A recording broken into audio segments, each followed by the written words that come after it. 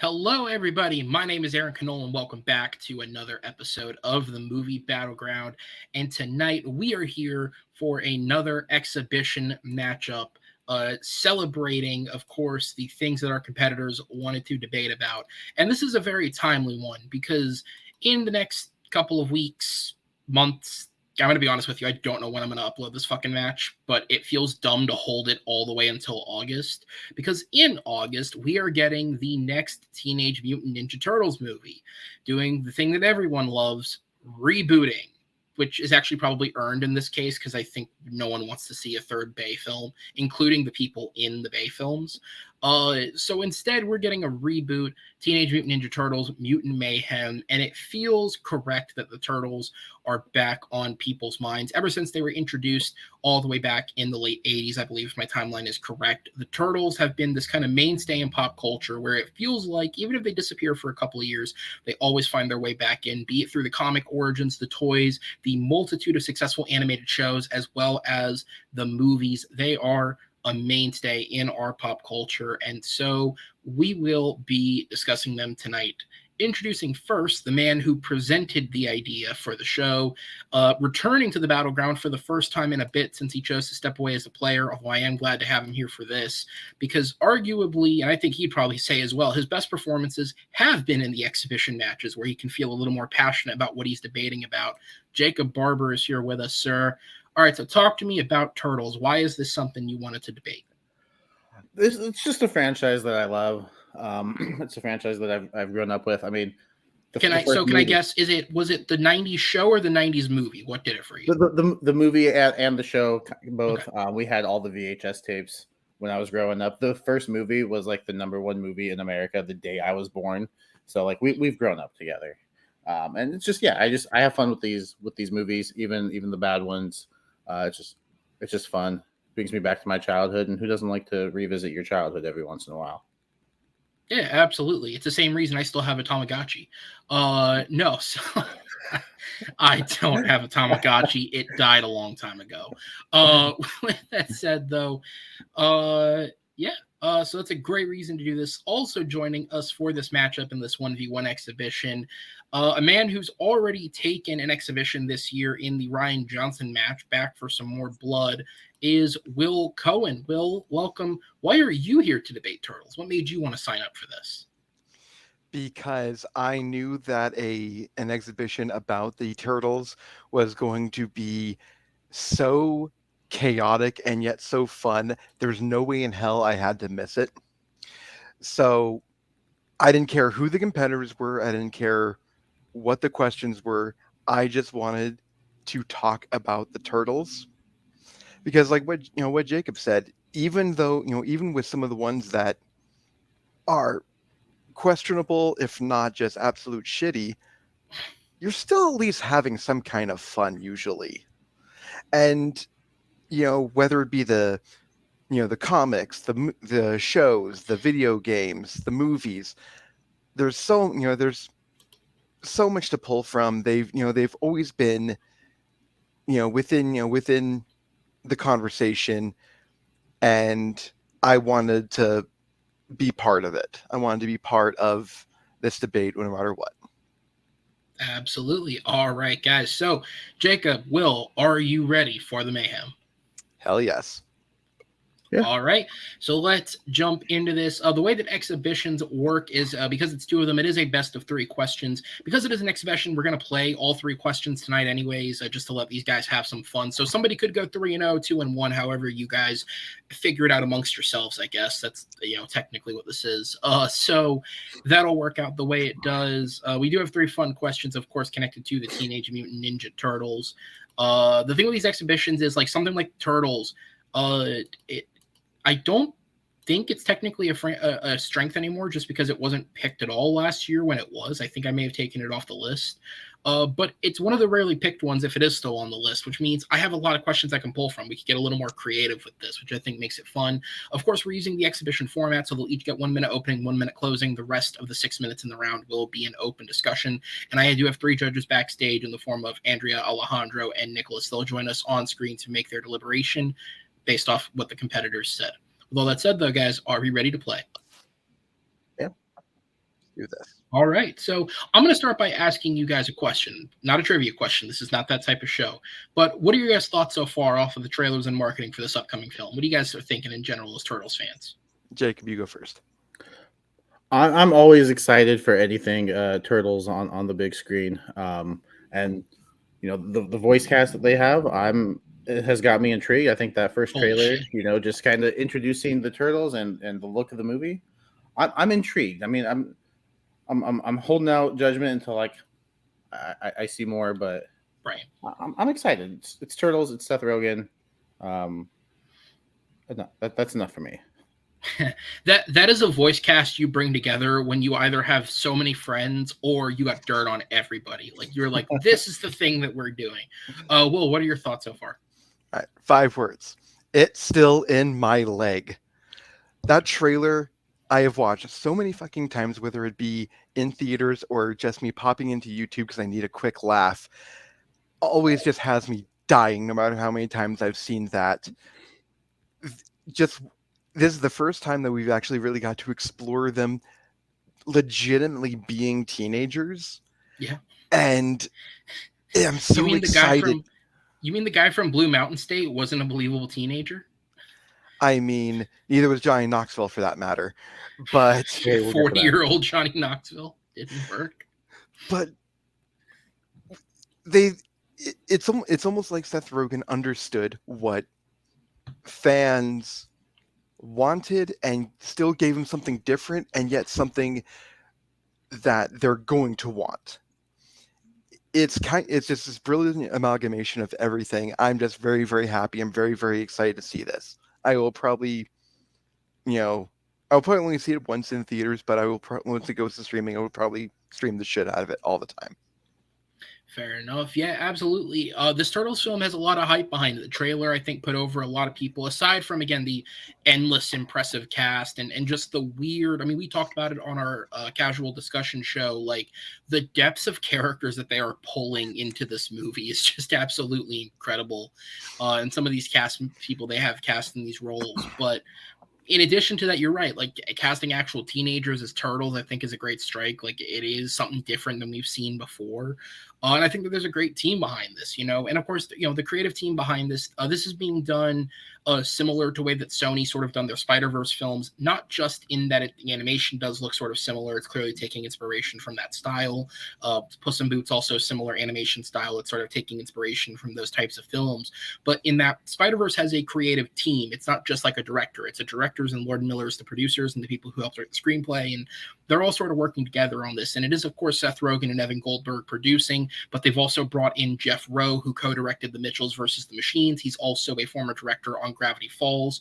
And they've brought in Brendan O'Brien, who's written for Rogen before. And most famously, he wrote the screenplay to the Neighbors films for Rogen.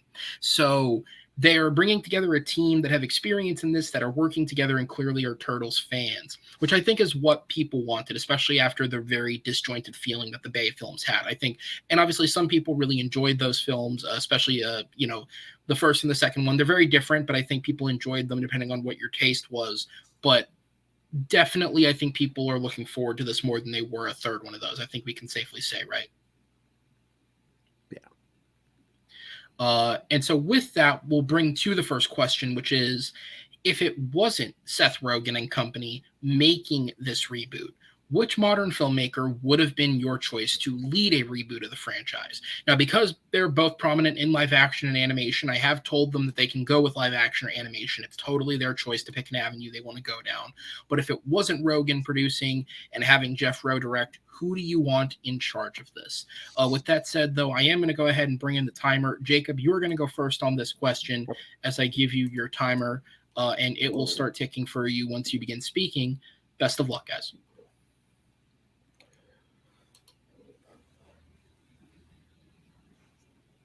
All right, let's do this. Will, best of luck. When this question was presented, I immediately went to a director who I think knows not only how to do action, not only in live action, but also in the animated style. A director who is very good at bringing family together. I went with Brad Bird, director of The Incredibles, The Iron Giant, Mission Impossible, Ghost Protocol. he's got some good work under his belt. He's very picky, it seems, when he comes to his movies because he doesn't have a lot of credits to his name, but the credits he does have are great, with the exception of Tomorrowland, which is middle of the road. I haven't seen it myself, so I can't speak on it. I can only speak on the ones that I have seen, and the ones I have seen, they're all very favored amongst critics and audiences. So I think Brad Bird would be an excellent choice to do a Ninja Turtles movie. And that is time. I could speak on Tomorrowland, but instead I'm going to turn it over to Will. Your opening minutes are when ready.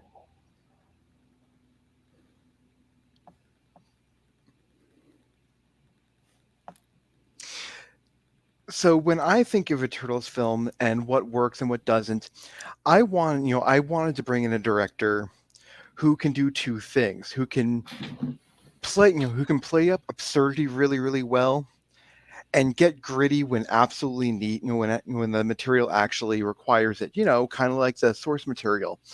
So I went with Robert Rodriguez. Robert Rodriguez has proven that he can do fun, he can do fun and absurd with things like Spy Kids, with even to some degree with Desperado and Once Upon a Time in Mexico. But then he can also do gritty really, really well. He produced he produced Predators, which is a great film. He's worked with Quentin Tarantino before. He's worked on Sin City. Great properties. I think he would just do absolute justice to the Ninja Turtle brand, and that's why Robert Rodriguez is the best choice. And time. All right. So it is Brad Bird versus Robert Rodriguez. I personally think a man who knows how to direct the hell of an action film, Uwe Boll, would be a great choice if we wanted to kill the Turtles irreparably. But you guys want to seem to make good movies, so I guess we'll pitch that argument first. With that said, you guys have 6 minutes on the clock for the back and forth. The time starts when the first person speaks. So Brad Bird is a pretty decent director. Here's the reason why I'm hesitant about that, is that ever since he did Iron Giant, every single one of his films have had one central theme to it. It's been a debate about extraordinary versus mediocre. And I don't really want to see a TED Talk with the Turtles about extraordinary versus mediocre, or how superhero worship is bad when we're supposed to be worshiping superheroes with the Turtles. That's why I don't think that Brad Bird would really work very well. Whereas Robert Rodriguez has done action, he has done gritty, he has done comedy. He can mold all of that together and make one badass film with the Turtles, whether it be in animation, which he's never done before, or in live action, which he could do extremely well. Well, who's to say that Brad Bird's the one writing the script? You saw what he did with Ghost Protocol. He didn't write the script; he just directed a hell of a movie. So the fact that the script doesn't have to be in his hands, he just has to be behind the camera, calling cut and action and getting the best out of the people he's working with, which he has proven time and time again that he can do. Right, and while you have a point there, there's also a reason why we haven't really seen him do a whole hell of a lot of movies outside of things like The Incredibles these days. Is because he wants to tell these stories. He wants to tell these stories about mediocrity versus extraordinary, and a lot of people just are kind of sick of the same thing over and over again. We had it with Incredibles 2, Ratatouille, Tomorrowland. Thing We had over the and same over thing. when he's done 6 movies. He hasn't done a movie since 2018. Like, how can you say there's? But with those 6 movies, he did the central theme 3 or 4 times, and it worked according to critic and audience scores. And yet a lot of a lot of critics, especially with Incredibles 2, thought that it was actually repetitive, and actually really questioned things, especially after Tomorrowland. Whereas with Robert Rodriguez is absolutely tested. He has done a lot more films than Brad Bird. He has proven that even whether he's writing it, whether he's directing it, whether he's producing it, he can just put out an absolute badass film with practical effects if you need to, with CGI effects if he needs to, with great comic properties like Sin City, He can do all of these things, and he has tested himself time and time again. Whereas Brad Bird has That's not had a comic property that's like true. this. You can say that he has success on his first films. When he does a sequel in those series, the success isn't there. And who's to Uh, say this was going to be a sequel? who's to say this isn't going to start a franchise? I mean, when you see Turtles, there's only one standalone movie, and that's the 2007 TMNT. Everyone has spawned a sequel because there's lots of stories you can tell. So why TMNT would you wasn't not a want to start standalone a film, by the way. franchise? What? TMNT wasn't a standalone film; it was in canon. No, it didn't have a sequel, is what I'm saying. Like it was its own movie. There was no continuation of a movie afterwards. Also, in my teenage years when I was in high school, I didn't get to watch the Turtles as much because I was busy, which kind of sucked. Life, right? Right. But back to this though. I think you want to start a franchise. You don't want this to just be a standalone movie. I mean, I'm pretty sure that's what Seth Rogen has involved. I think that's why he's starting them out so young. Like, well, and this is to say, if we were replacing them, who are we replacing them with? I think Brad Bird has shown that he can do, sequels, or even with Mission Impossible, something that is already in a franchise with characters that have been established. These characters have been established. So whatever version of these characters we're getting, Brad Bird can know what to do with them. Right. Except he's only done one film where he's actually really done action extremely, extremely well. Whereas with Rod Rodriguez, he has proven time and time again with films like Machete, Sin City, Predators. He's done so many films where he only a he can producer on do Predator. we can do action, where he can prove he can do action and do action well, and it can be gritty, it can be absurd, it can be a combination of the two. And let's face it, we don't want CGI turtles. We want people in, if we're going to do the turtles, we want the costumes, and they can do that really, really well now. And Robert Rodriguez has proven that he can use those things like that and make it look beautiful. Whereas Brad Bird has not been tested with something like this, either live action or in animation. Yeah, where The Incredibles was kind of a budding comic property, we'll call it. It still kind of feels like it's a period piece. It's a TED talk versus, for extraordinary versus mediocrity. And he just hasn't really had fun with that. We haven't really seen him branch out and do something like this with someone else's material. Whereas Robert Rodriguez has taken other people's material and been brilliant with it. He also created Spy Kids, which had terrible sequels. He's done a sequel to Sin City, which was not good. He has good ideas, but he doesn't follow up on them fairly well, pretty consistently. But the Spy Kids films were actually very highly regarded with the fans, though, and so that's what we want. The first one was. And time. All right, you guys have 1 minute left on the close. We're gonna go over to you, Jacob. Time starts when you begin speaking. I think what the biggest thing about the Turtles is that they're brothers, and what Brad Bird has shown in at least half of his movies is that he understands family, because we got the family dynamic in The Incredibles really well. He understands siblings, and brothers are siblings. He has shown that he can do action in Mission Impossible, in The Incredibles, even in The Iron Giant. I think, which he's 5 for 6 on his movies. Yes, he's done very little, but he's shown that what he chooses to do, he does well. He's got one blemish on his record, which you can't say the same about Robert Rodriguez. He's got several, and that's not to say that I'm not crapping on Robert Rodriguez. I'm not saying he's a bad director, because yes, he does have his hits, but I think Brad Bird is going to either write a script that is going to translate well, or get a script that is going to translate well, and he's going to do the best with it, and he's going to make one hell of a TMNT movie. And that is time. All right, we're going to go over to you, Will. Final minute when ready. So the one thing I thought that was really hilarious during the open debate is that Jacob said that when doing a sequel, Robert Rodriguez, is hampered down. But then he said, oh, well, who's to say that this isn't going to be an original property? Well, when it's an original property, or when it's the beginning of a new franchise, Robert Rodriguez has proven he can knock it out of the park extremely hard. He's been tested with action. He's been tested with family properties. He's been tested with hybrid comedy and action, and has knocked it out of the park every single time. Unlike Brad Bird, Robert Rodriguez has done a comic property and knocked it out of the park extremely hard, and it was great. Yeah, there's a few blemishes, but you know what? Even those blemishes are still fun. Unlike Brad Bird's big blemish of Tomorrowland, which is just completely horrible, and it actually partially ruined his career.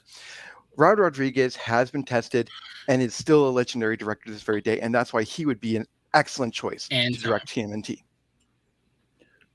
All right, guys. Very good, passionate opening round there. We're going to go ahead and sit you guys in the back and let the judges come forth for their decisions here. So just to run a couple of quick fact checks here. Yes, currently Brad Bird has 6 films under his directorial guidance. That's a weird way of saying it, but that's how I said it. The Iron Giant, The Incredibles, Ratatouille, Mission Impossible, Ghost Protocol, Tomorrowland, and Incredibles 2. He is currently working on a new animated film called Raygun under Skydance Animation, which is John Lasseter's new studio. He has moved over from Pixar to there, so best of luck to him on that film. No release date is currently set for that. But he is actively working on it.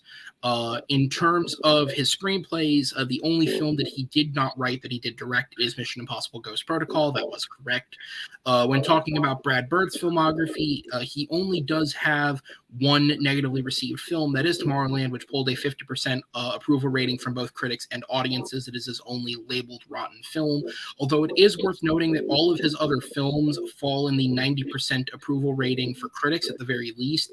And contrary to what a lot of people believe, Incredibles 2 actually has a higher audience approval score than the first one, a 75 compared to an 84. So clearly it struck a chord with some people, specifically the people that use Rotten Tomatoes.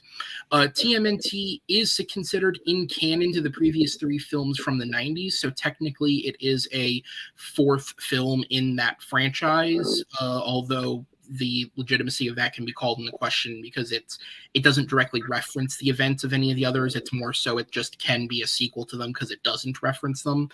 As for that being a franchise, writer-director Kevin Munro had planned it to be a trilogy so far as he had a treatment written for the second film that was based on a Turtles comic book storyline called City at War.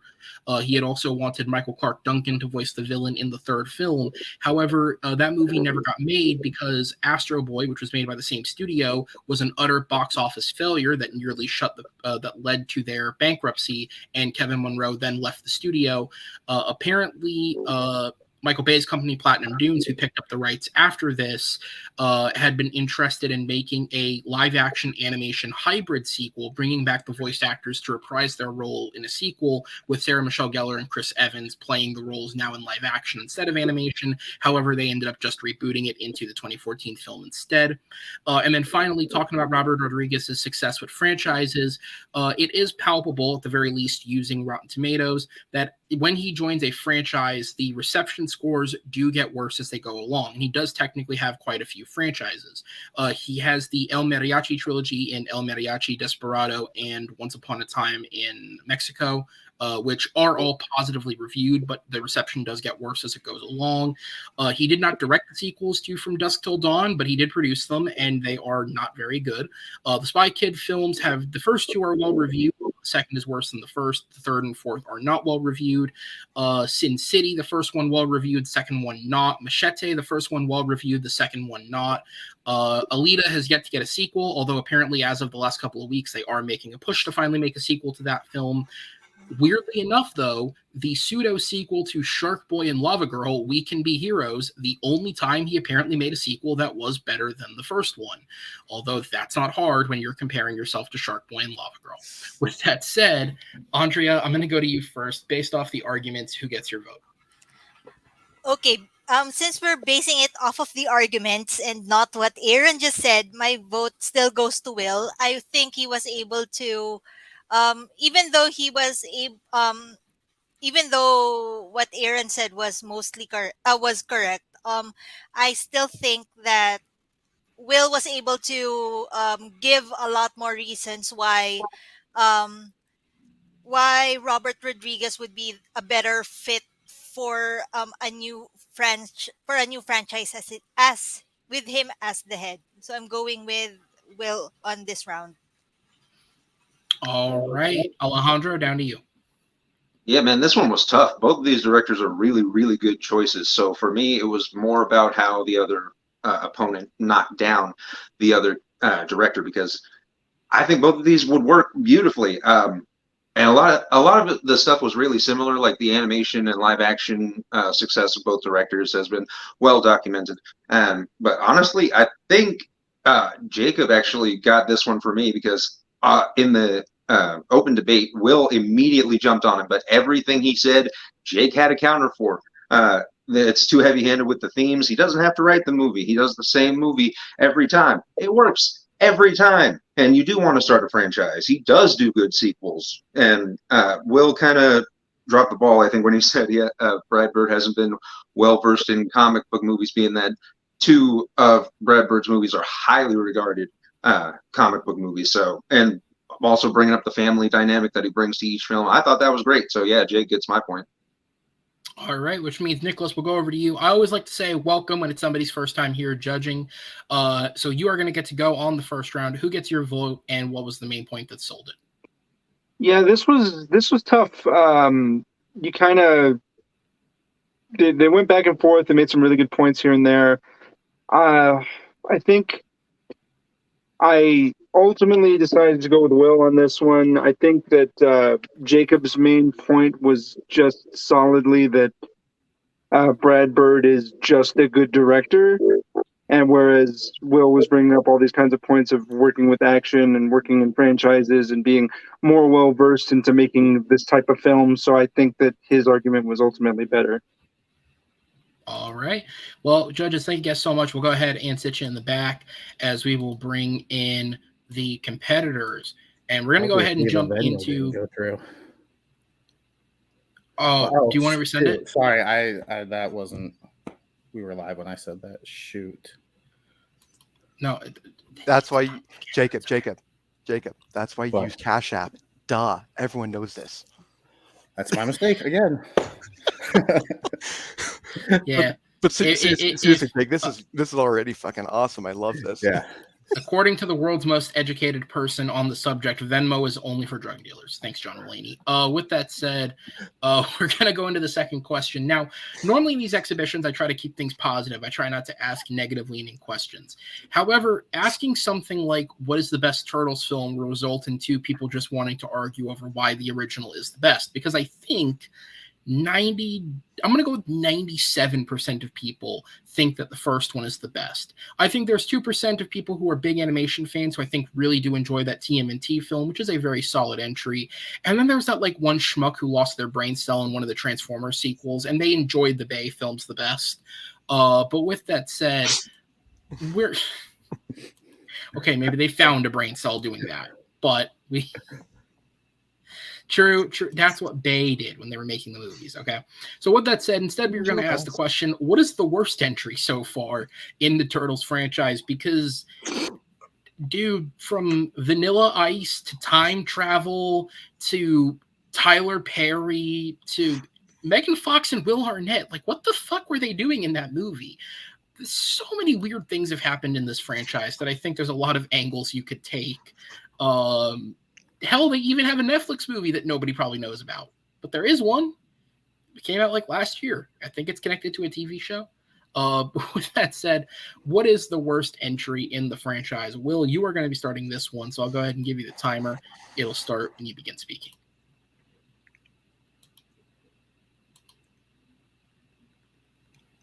So this one was tough because, as Jake and I said at the beginning, to some varying level, you always have fun with these films. But I think Teenage Mutant Ninja Turtles 3: Turtles in Time is easily the worst one.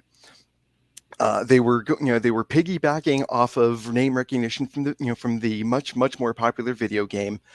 They made they brought Casey Jones back from the first film, only to turn him into a fucking babysitter, which is just absolutely horrendous. You make them do time travel without really using the rules of time travel, which is just abysmal.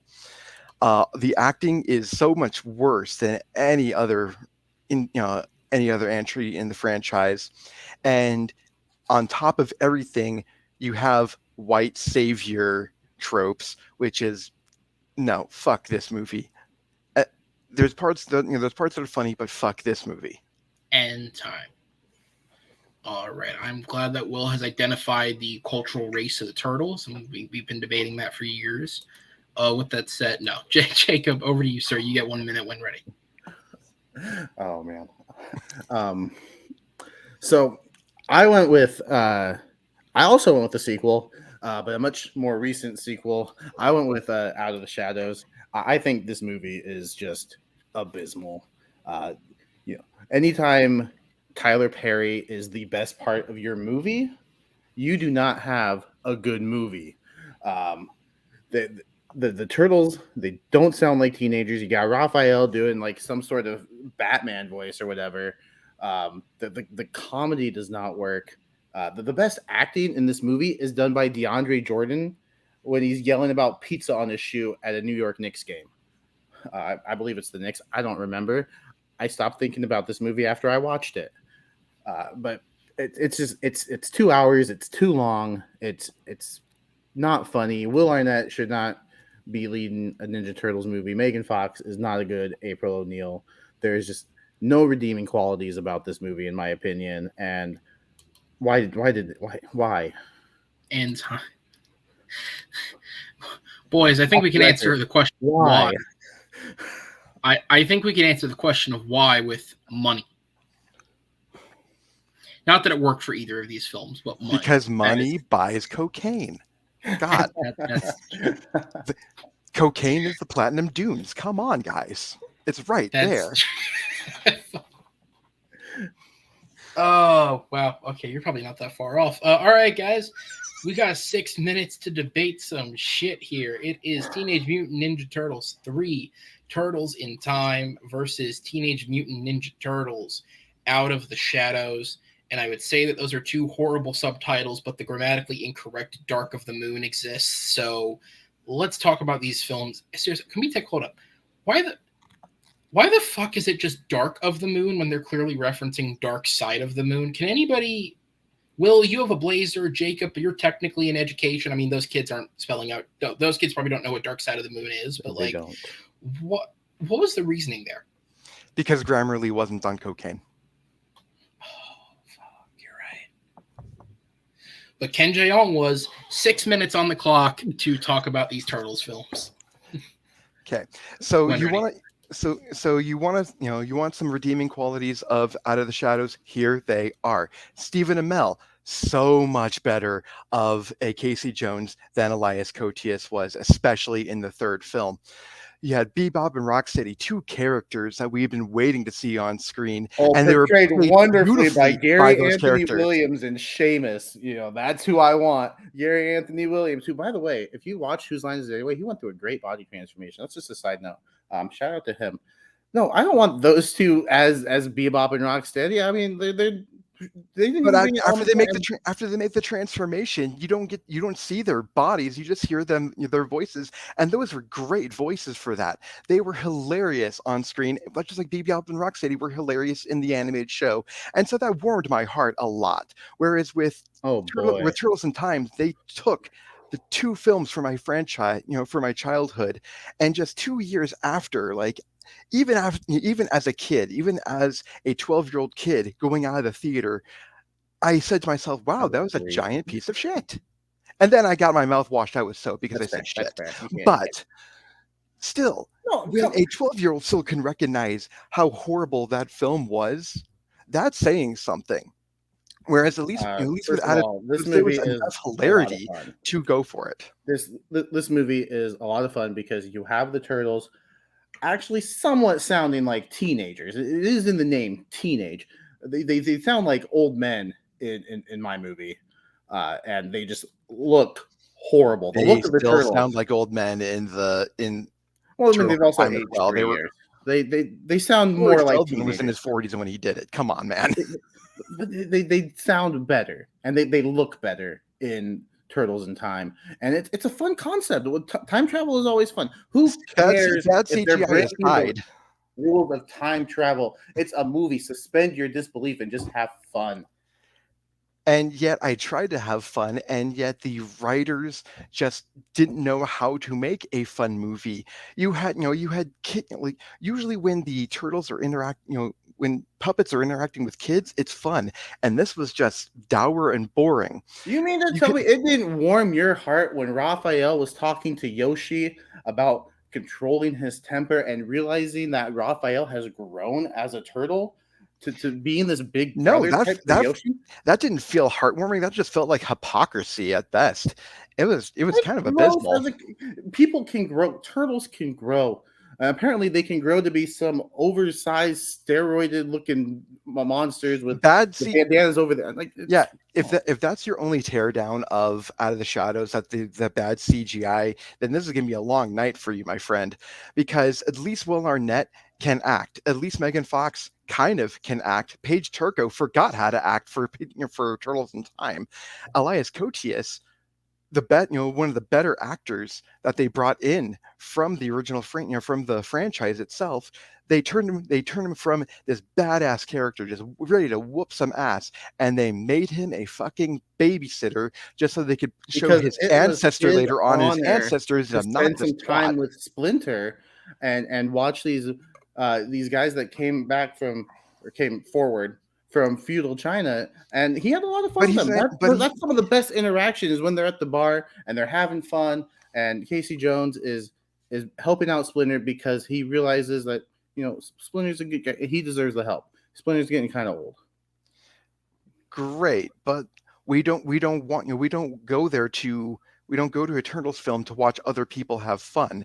We go there to That's see the turtles exactly have why we to watch see how Turtles is to the have fun. turtles are going to interact with things, how the turtles Yeah, are go and into Leo action, and had the a action fantastic sequences were sword fight with Lord abysmal. Noria. The action sequences were the worst that we've ever seen in Turtles in Time, whereas at least there were some good, solid action sequences in Out of the Shadows. Yeah, there were some poor choices with A lot Tyler of poor Perry choices. being Baxter Stockman, but aside from a few blemishes, I was still having far more fun with Out of the Shadows than I ever did with Turtles in Time. Like I said, as a 12 year Did you old get some boy of Michael walking, Bay's cocaine? Is that why you were having fun? I mean, platinum, writing those platinum dunes is kind of fun, but aside from that, Turtles in Time just has no fun. The most fun I got out of that was watching Mikey try to make a rice pizza, burn it, and turn it into a frisbee. That scene is a fleeting 2 minutes at best, and the film is And it's 88 hilarious. minutes long. And so Exactly. So you can there's have more nothing, fun with it. there's no fun to be 88 had. minutes of fun. There's 2 hours of nothing with this Michael Bay two you know who two likes hours to of blow up. great 2 hours of great Casey Jones, great Bebop and Rocksteady, great action sequences throughout. Will Arnett is fucking hilarious throughout the film. The interactions between the turtles is still at least fun. That basketball scene, I thought was much more fun than anything that Turtles in Time had to No, their offer. the delivery of their lines, it's you would say the Is acting in better Turtles in than Time, like, Turtles in Time. no, the delivery of those lines is terrible. When you're outshined by a basketball player giving one line, you're not doing a good Basketball job. players have proven to be great actors, but even so, Name, that one line name is one. just the start of the film, and and I think it actually does get better throughout the And it thing. gets Whereas worse. No, Turtles in Will Time Arnett's character is plummets such from a minute one. piece of crap. Megan Fox should not be a leading actress in a movie. And I'm time. glad the 6 minutes are done because these movies are terrible and I don't want to talk about them anymore. I think I'm about to make Jacob cry, which is an achievement. That said, Will, we're going to go back over to you. Time starts when you begin speaking.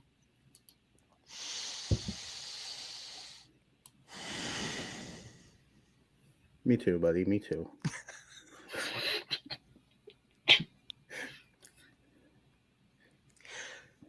So Out of the Shadows is far from a perfect movie, but at least it had fun. Whether Stephen Amell being a wonderful Casey Jones, whether Bebop and Rocksteady being there, there's funny interactions, whether it be the basketball scene, which he even admits is a great scene, and it outshined everything he claims. But if he's actually remembering the rest of the film progressively does get better. There's parts that are middling, but it's still a good film. Whereas Turtles in Time starts off with Mikey putting a lampshade on his head, and it just gets worse from there. They turned Casey Jones, the best badass that they had aside from the Turtles, and they made him into a walking punchline and a babysitter. Splinter, great for wisdom, hardly in the film. The Turtles hardly do any turtle action, and it's all leading up to huge white savior moments that are just so cringe inducing and so heartbreaking from the other films. This is easily the worst And one. time. All right, Jacob, over to you. Yeah. First of all, turtles are green, not white. I don't know if you know that or not. So that white savior thing, I don't know if that applies. Where I didn't know we could give a turtle a race. No, Turtles in Time is a lot of fun because you say we don't get a lot of there's a lot of action in this movie. I'd say at least 40% of this is action. The stuff between Casey Jones and the four whatever they were called warriors, that was a lot of fun. When Tyler Perry and DeAndre Jordan, a professional basketball player, are the best part of your movie, you do not have a good product. You say Stephen Amell was a good Casey Jones. I didn't see it. I didn't see the good acting there. I saw terrible action scenes. I saw terrible CGI. The turtles just look horrendous. If Megan Fox is your leading lady, good luck. She hasn't been a good leading lady in a long time. Turtles in Time, time travel, a lot of fun. 90s, they look good. All right. That is going to be it, guys. The legal torture is over. You guys can enjoy your Platinum Dunes backstage as payment. And I'm going to go ahead and bring the judges in for this one. I have nothing to fact check because I don't want to look up these movies. Although I'm pretty sure the Knicks was correct because I think they're sitting in Madison Square Garden. Isn't it what they're doing? They're sitting up in the rafters behind the scoreboard. Yeah. Jacob's giving me a thumbs up. I saw that movie in theaters one time 7 years ago at this point. And barely made it through. So yeah, that's about all I remember. Alejandro, I'm going to go to you first. Who sold you on the shittier film and what sold you on it? Shittier. This is the exact opposite of the last round because I've not seen either of these movies. I've heard terrible things about both of them. So for me, it really broke down to why is the other movie good? And ultimately, I went with Will because he did bring up like Will Arnett is a funny actor. Megan Fox can be entertaining if she wants to be. Stephen Amell as Casey Jones is really the best part of the movie. Bebop and Rocksteady are characters that TMNT fans have been wanting to see for years. I do think it got a little muddled at the end of the open debate because Will was like, we don't watch these movies for fun. Basketball players can act. And I heard the absolute pain in his voice when he had to say the words Out of the Shadows is a fun film. So Will actually gets my point, but yeah. All right. Nick, down to you. Again, another really close match, just going back and forth of which film was worse. I've also not seen either one of these films. I haven't seen the first one either, so need to catch up on my turtles. But I went with Jacob on this one because I just think that Will's talking about there being Bebop and Rocksteady, that was shot down pretty well by Will, I think. And I really did like Jacob's point about, like, yes, people go to these movies because they want to have fun. So, yeah, Jacob gets my vote for that. All right, which means, Andrea, we go over to you. Okay, that was such a funny round. I wish you'd do more of the worst films and stuff. But that being said, based on the arguments, I would have to go with Jacob as well. I think he was able to, although Will, it was really a very very close round for me. I think it went down to the closing arguments, and I was really sold that you go to these movies to have fun, and I guess with Turtles in Time, I was not really shown why. I guess with the out of the, I mean, yeah, at least with. Wait, what point was I making? Yeah. But at the end of the day, it's more of like having fun, and I guess Jacob was able to shoot a lot of Phil's points down as to why Turtles in Time was also somewhat fun in a sense. So I'm gonna have to go with Jacob. Wow. Will's correct in the private chat. There is no point with Yeah. these, but Yeah. by the way, I Yeah. should say we're gonna bring. Thank you, judges. Just We're gonna bring the trying- competitors back on screen. Jacob, you look almost more distressed that you won the point than you did before. I would have went with Will. He's got the correct answer. He just got to it first. Poor Jacob had to defend Turtles in Time. Like, dude, come to Utah. I will buy you like 3 rounds. It's not a good movie. No. It's not. I mean, out of the Are shadow. you guys gonna be teaser. watching Turtles in Time while taking those rounds? I'll be honest. No, I we had will to be watching a rewatch it good before movie. we did this. So I finished it like an hour ago. He didn't start it 2 hours ago. It took him a week to get there. He's just like, fuck. I could just see that, like Jacob's just at home after work every day, just like, fuck, man, no. He watches 10 minutes. He texts Austin like, "Hey, you doing anything? Something else, please." All right.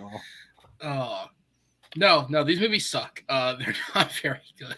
So Watching either of these movies feels like just repeatedly being punched in the nuts over and over again, and asking and paying for the privilege of it. Yeah. By the way, I should say, because while the shitting on of Megan Fox is absolutely correct and probably someone's weird dream, New Girl more than proved that when you take the camera out of her asshole and just let her actually be a character and not just a look piece, she can put in a good performance. That said, Michael Bay is not interested in shooting anything other than her boobs and ass, but you take what you can get, right? yeah, these are supposed to be family movies. Dude, her in that schoolgirl outfit schoolgirl. is a different type of family, okay? That is. Jesus. That was like the moment where I went, oh, fucking hell, they learned nothing. Like, all right, let's go back to good things. This is a Teenage Mutant Ninja Turtles debate. You had to ask this question, right? Question number 3 is, who is the best turtle? We have 4 turtles on hand for the choosing. 5 if you count that 190s show where there was a 5th girl turtle. I do remember that from the Power Rangers crossover. It was really weird. I was confused as a child. But we're going to be focusing on the 4 that actually matter. Sorry, whatever your name is. Mona Lisa. And what is it? Mona Lisa. Is that really the turtle's name? Yes. Holy fuck. What? Oh, no. It's Venus de Milo. I'm sorry. It's Venus de Milo. Oh. Which is somehow worse. That's not better. Well, I was going to say, that almost feels naming all the turtles after artists and then naming her after a piece of art. That almost feels sexist, but it'd be perfect, of course, especially one that technically wasn't complete. Yeah, but yeah, so the question number 3 is, who is the best turtle? And because this is a Turtles match between 2 Turtles fans, I made the decision and informed them both before this match that with this question specifically, they can pull from all media connected to the turtle. So if they want to go to the games, they want to go to the shows, they want to go to the comics if you've read them, because I know most Turtles fans probably haven't. Anywhere that you, Jacob, why are you looking around like that, man? Just play it off, bro. No, comics, yeah, they're great. If you guys... Anywhere you guys want to take this to defend your point, you are allowed to go. I'm presuming we're not going back to Turtles in Time. If we do, I'm finding you and slapping the shit out of you. Maybe. All right. With that said, Jacob, you are up first on this one. Once again, you have 1 minute on the clock to intro. Time starts and you begin speaking. When I think of the best turtle. I think of the one that you can have the most fun with. And to me, that's Michelangelo. I think Michelangelo is just a lot of fun. I mean, I'm pretty sure he's where Cowabunga came from, and that's what the word that you most associate with the turtles. He likes to have fun. He's relatable because who doesn't like to have fun? He's the best, and you see him throughout these movies. I mean, he uses nunchucks. Who didn't pretend what they could find whatever and just use them as nunchucks? Everybody did that. The nunchuck battle in the first one where they were doing I can't even pantomime it because he's that awesome at it. Michelangelo is the best. He's funny. He's a great fighter, and I wanted to be just like him as a kid, and I realize how sad that sounds now that I'm actually saying it out loud. I wanted to be like a turtle, guys. Don't laugh, don't laugh, don't laugh, don't laugh. All right, Will, over to you. Time for your opening minute when ready. Mission successful.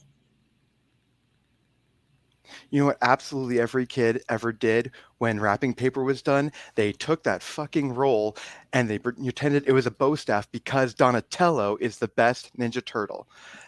Why? Why is that? He is the smartest. He is the de facto leader whenever Leonardo goes on his little missions. Out of all the turtles, there's only 2 turtles that ever beat Shredder, and Donatello is one of them. Donatello's weapon is the best one. You can be at close range. It can be a far away weapon. There's one turtle that always everyone wanted to be in the video games. It wasn't Michelangelo because his weapon could hardly reach shit. It was always Donatello because he could just fuck up the most people very, very quickly. Yeah, Michelangelo does have the most fun, but Donatello shows exactly what it meant to be a leader, to be smart, to be calm. He's even better than Leonardo in that regard. And time. All right, so it is Michelangelo and Donatello. Shout out to Leonardo, Raphael, and apparently Venus. You guys are 3rd, 4th, and 5th. You can sort that out amongst yourselves. We got the 2 best here. 6 minutes on the clock to do this out when you begin speaking. You don't have to be at close range to use a nunchuck because nobody's going to get close to nunchucks when they're spinning as fast as Michelangelo. So forget that.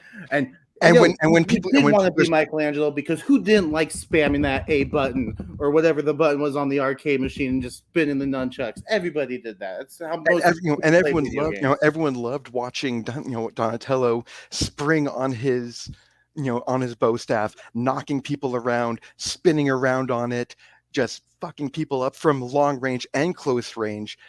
When during boss battles, he was always the most effective because of that. But really, come on. How many people made nunchucks? Hardly anybody. Everybody.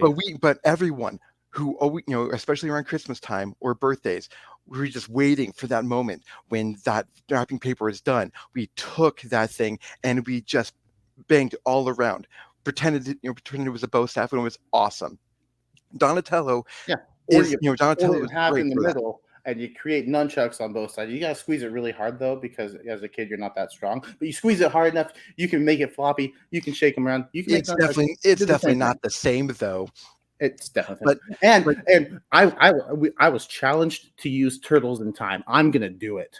In Turtles in Time, who's the smartest? It might be Donatello, but who's like the best thinker? They go back in time. What happens? They switch clothes. So what does Michelangelo do before they decide to go back in time? He puts on a pair of shorts because he doesn't want the other guy to arrive naked. Why? Because he's also got a good But none of the other ones arrived naked, so that was a complete hole in your thesis. No, it's because Michelangelo thought they were good. He didn't know what they were wearing underneath. Like he was being thoughtful. Thoughtful is not the same as smart. Thoughtful and smart. He's a thinker. And let's bring in the TV shows. How many people just loved that Turtles van? You know who made that Turtles van? Donatello. All the cool attachments on there. Donatello's responsible for those. All the cool gadgets, all the cool things that the Turtles ever used. Donatello is responsible for making all of them. He is extremely smart. He is well read. He is just well thought. He never, he never acts out of malice. He always just thinks before he acts, and he is just so great. He is a better leader than he's a better leader than Leonardo in that regard. Whereas Michelangelo just hardly ever thinks. There's rarely any episodes where Michelangelo saves the day. There's tons where Donatello does. Doesn't make him the best. It makes him That's smart. exactly. Yeah, it doesn't make him the best. The best is the one that people can connect with. No one's going to connect with a brainiac. Like that makes him the most fun. That is making the best. Using big words that I don't even understand, and I'm a 33-year-old adult that likes to teach kids. I'm a 40. Maybe I should get a different profession. I don't know. Jacob, you dragged a 41-year-old man into a Teenage Mutant Ninja Turtles debate. Fuck you on that one. But let's talk about. But the reason why I wanted this is because I hoped that this was a question, because Donatello does not get enough love. He is just as much. He doesn't deserve enough love. Why not? Because he if he didn't have his brains, he would be nothing. Bullshit. He'd be swinging a bow staff. It's a terrible weapon. The bow staff is one of the hardest weapons to manipulate because it's so wieldy, and you have to, the amount of strength that you have to fuck people up without fucking yourself up with that is immense. Probably not as much as nunchucks, which anybody, when they start practicing, you can hit him in the neck. How many times does Michelangelo hit himself in the eye? Probably twice. And how many times do we actually get to see him hit people with the nunchucks? Hardly ever. How many times do we get to see Donatello movie, what is beat people up with the bow staff? A lot. What is the best scene in that first movie? It's when Michelangelo and one of the Foot Clan are going back and forth with the nunchucks. When was the last time you said, "Hey, let's see a bow staff battle"? Never. Let's face it. The best scene of that was Elias Codius and Donatello trading barbs and just going by every single letter, calling each other names. That was fucking hilarious. That showed that Donatello has the comedy chops, just like Michelangelo. Donatello is wonderful. Donatello can fix anything. He can do. He can make weapons out of nothing. He can plan ahead and be a great asset. Michelangelo only just eats pizza. He's the stoner turtle. And he's the everyman turtle. Everyone can relate to him. Who doesn't like pizza and pretending things are nunchucks? The best. Donatello likes. He should be a behind the scenes turtle. Yes, he can make the van. Which, by the way, in Out of the Shadows, that thing was terrible. I'm just going to be honest. That thing was terrible. There was too much going on. Sometimes, and yet on the show, it was badass, and everyone wanted to own that van. Why? Because Donatello made it. And it's not that great. You're adding a lot to the van. Seeing that van in old clips of the TV show brings back memories of me playing with that thing and the shooting out sewer covers. Oh my god, that was the best thing. And why? Because Donatello made that thing to shoot manhole covers, and it was so badass. Why? Because Donatello is a badass. Here's what I'm gonna tell you. I work with children. And Ninja Turtles are a popular costume. You know which one I see the least of? Donatello. And time. All right, we're going to go into the 1 minute closing. There were 2 more questions after this. What'd you say? So I wish there were 2 more questions. This is fun. We can just turn the cameras off and keep going. I'm sure we can think of something. Come back for Battleground After Dark, where the Platinum Dunes come rolling out and Turtles in Time plays in the background. With that said, we're going to go into the closing. Jacob, you're up first. Time starts when you begin speaking. Yeah, sure. Donatello is smart and can be a leader when Leonardo's away, but we don't really see that very often. Michelangelo is funny. He's somebody that you can relate to. He has nunchucks, which are just the coolest. I wish I could. I'm fixated on the nunchucks because I wish I was that cool. Again, I know how sad this sounds as a 33-year-old adult wanting to be a Ninja Turtle, but man, sometimes you just got to go back to your childhood days. Also, best scene from the Michael Bay movies is the elevator scene. I think we can all agree on that because there's not a lot of good scenes in those movies, period. Who initiates that? MC Mikey.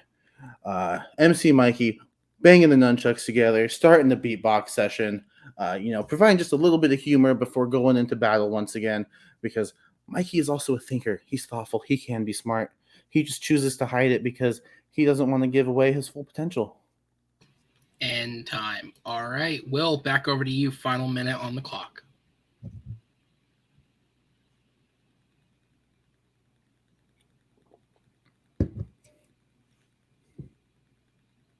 In every media, Donatello is easily the best turtle.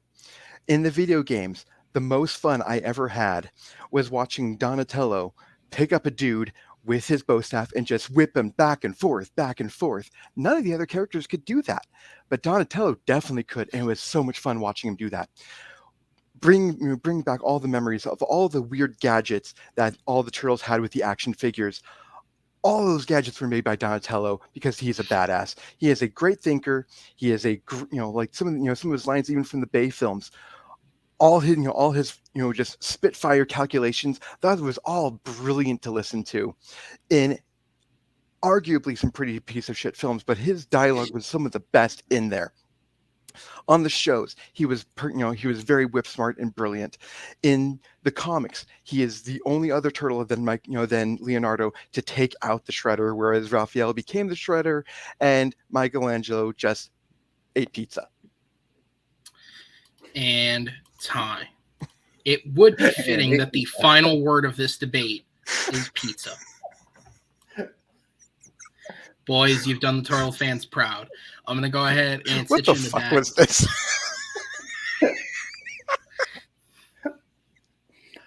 Movie Battleground episode number the Teenage Mutant Ninja Turtles exhibition match. That's what the fuck this was. Oh, Jacob, this was awesome.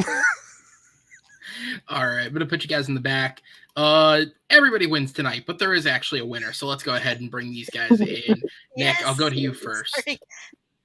God, man, that was fantastic.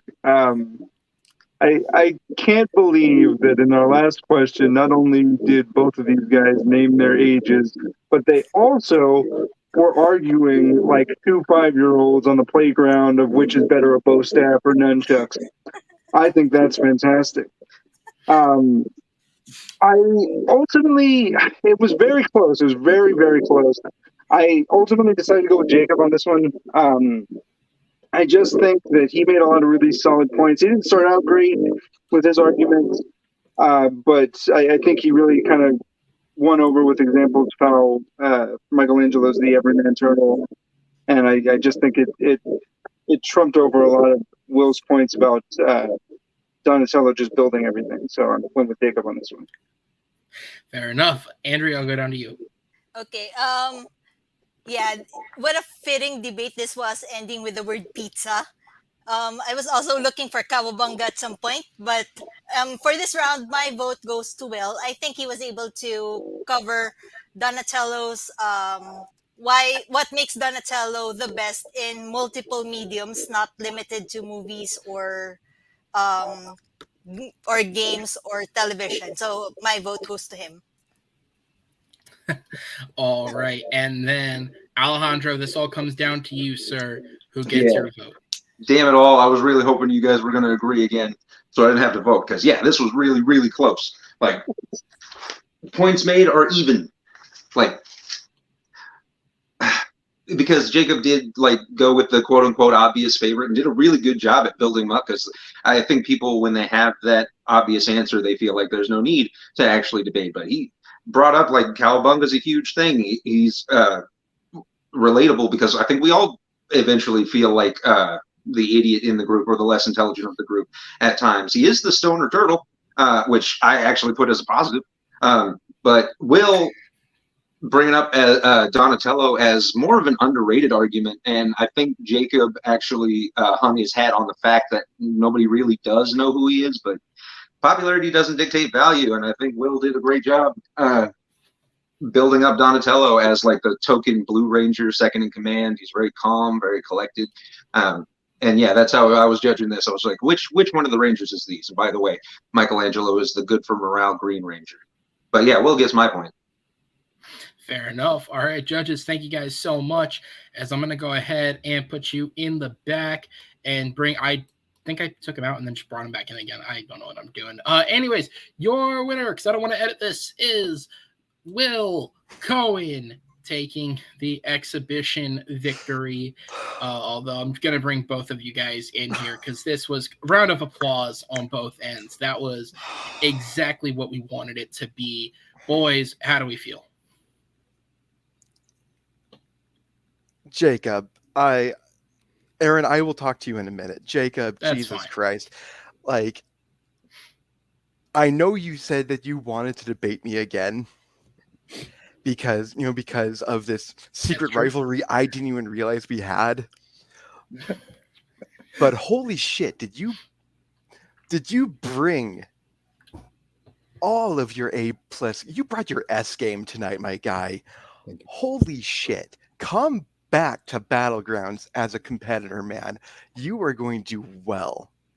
Unlike me, who this is the only place I can apparently fucking win is exhibitions. That's true. Now at this point, yeah. It's looking true. But to answer your question now, Aaron, as much as I made fun of Jacob for bringing a 41-year-old into this fucking match, this is every bit of fun I knew this was going to be. This is the reason why I signed up for this one. I ducked out of other exhibitions just to be in this one. That's true. That's actually true. And I am so fucking glad I did. Not just because I won.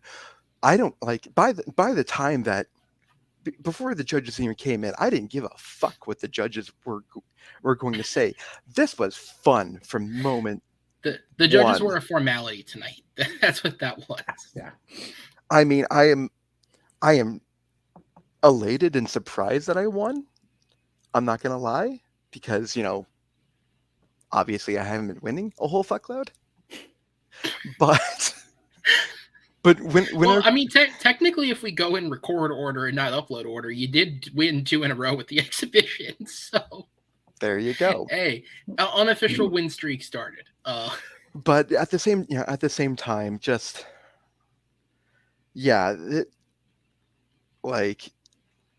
I'm convincing judges of just the crazy bullshit I was postulating out there is so much more fun than it should be. Jake, this is your match. I should not be dominating anymore, taking up too much time. Jacob, say something and save me. No, like with exhibitions, obviously I don't care who wins or loses. It's just fun to talk about something I love, and Turtles is one of them. So win, lose, doesn't matter. Am I 0-2 against you now? Yeah. Does that hurt a little bit? Yeah, sure. Will I make it 0-3 at some point? Maybe. Let's find something else we're both interested in. Stargate's not one of them. This was just a lot of fun. I had a lot of points like formulated in my mind. I don't even think that I brought a lot of them forward because this was just me, and my love of Turtles. Like seriously, I have no notes around me.